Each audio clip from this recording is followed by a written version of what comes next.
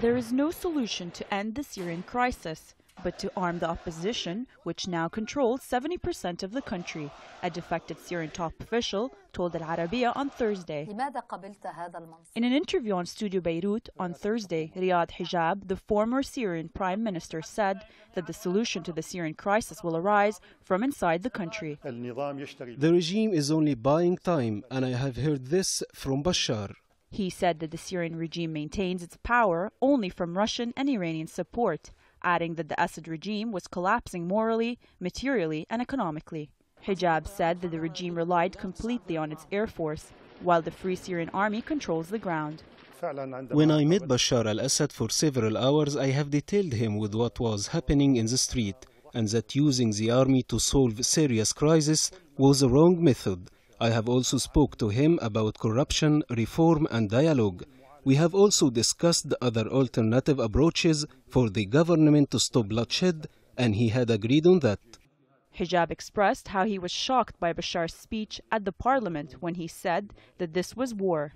The defected prime minister also explained that the president's brother, Maher, was the decision maker, and that his cousins, Rami Makhlouf and Hafiz Makhlouf, were the most influential of his aides. After the bombing, I met Bashar to convince him that the use of power is not logical and will not bring results except destruction and more killings. I have told him that the only solution is through constructive dialogue with the opposition, but he rejected. I have then lost hope that the regime would change its approach, especially after a rebel commander announced that around 70% of Aleppo city has fallen in the hands of the Free Syrian Army. I'm not trying to form a transitional council, but to unite the efforts of the opposition abroad. We are looking for establishing a new council that would include all the spectrums of the opposition to present Syria in international forums and to take international legitimacy. Hijab said that the government should be in Syria to communicate with local councils, and the new government should be formed of technocrats. There is no nation in history that has suffered as the Syrian nation.